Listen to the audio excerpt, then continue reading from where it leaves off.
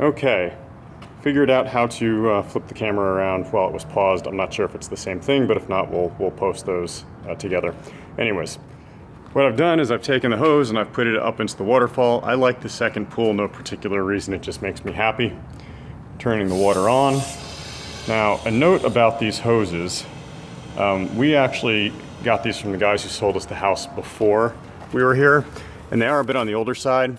We're gonna leave them for you because I've got no need for them, just like I guess the last guys did. But they are a little bit older, and these hoses, I guess, are developing a couple kinks, so every so often you might have to make sure that it's straight.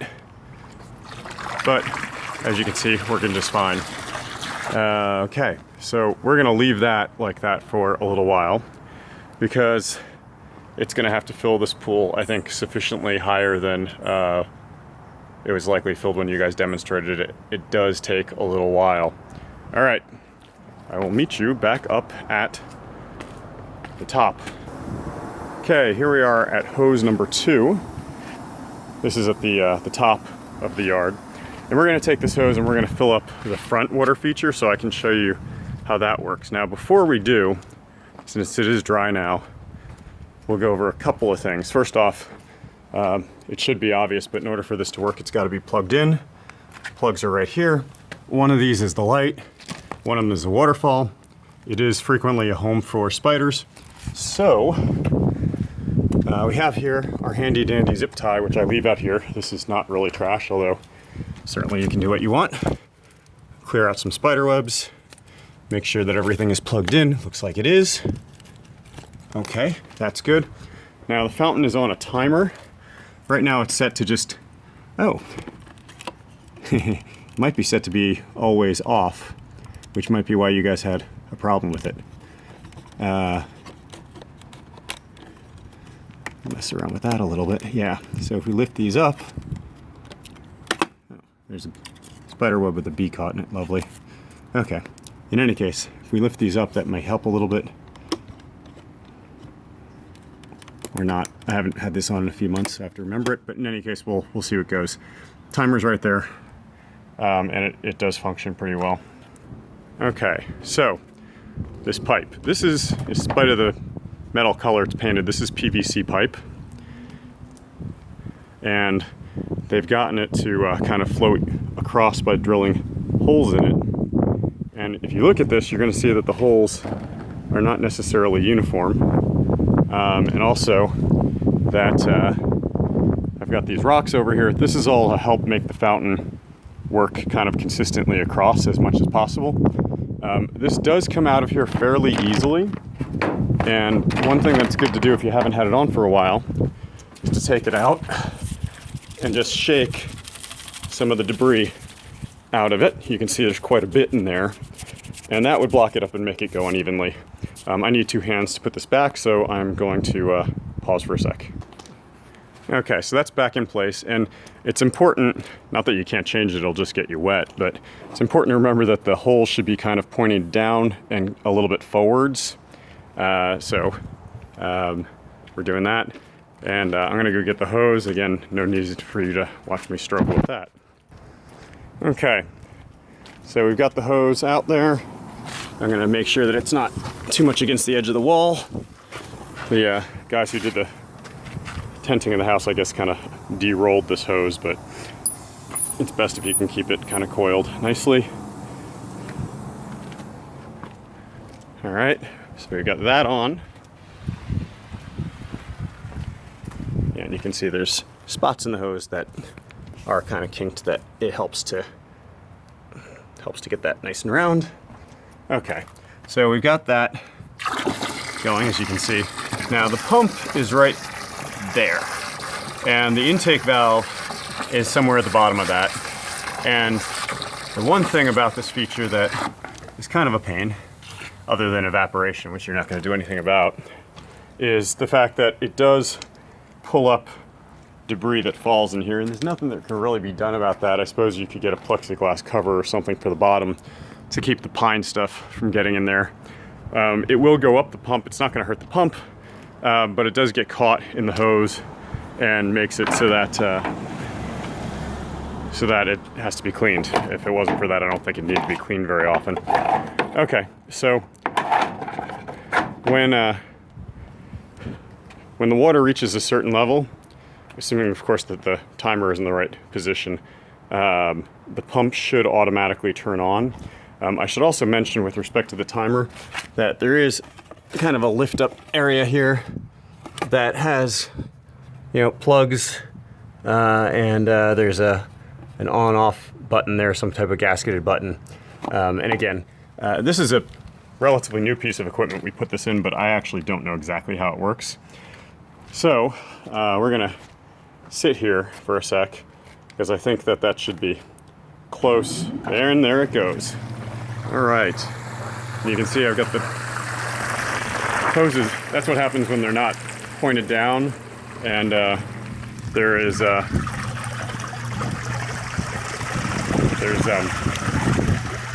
not pointed down, and there's no rocks kind of on top of it. Okay, so that is the front water feature. It's going pretty well now. I haven't dressed it up by putting the rocks on in the right place and such, but you can mess around with that if you like. And as you can see, it's kicking off pretty well. The other thing about having this thing turn the right way is it somewhat prevents having too much water come out of any one part, which is important because that will contribute, if you're leaving it on, which I like to water getting out and just, this level being, generally speaking, lowered even more than just the evaporation. Okay, so normally I would let that fill up so that the level of it ends up right about above where the electrical cord is, maybe a little bit beyond that, and that'll should last you for a couple of days. So anyways, I'm gonna pause now on this, and we'll be back in a second. Okay, so the level is filled back up on this, as you can see, and we're gonna take the hose out. I've already turned it off, and bring this back to the top of the waterfall because it's a little bit tricky, but you can actually fill the waterfall faster, go figure, if you've got it coming in from both the top and the bottom. So here we are at the waterfall, at the top pool, and generally speaking, I'll put that right about there, kind of by the output valve. No particular reason, just because I like to do it that way. And turning back on, and pulling this hose back in here so that we can close the door. Okay, and as you can see of our lovely green grass, it's going, and we are filling up. Now, looking downwards, you can see that the other one, which has been on for the whole time, has filled that second pool up, but really hasn't made too much of a dent yet on the first pool. So we'll get down there in a second. We're gonna have a slight detour because it is worth looking and seeing that the avocado tree is in bloom, or not in bloom, in fruit. And I do this because avocado can be tricky to find up there. They camouflage really well.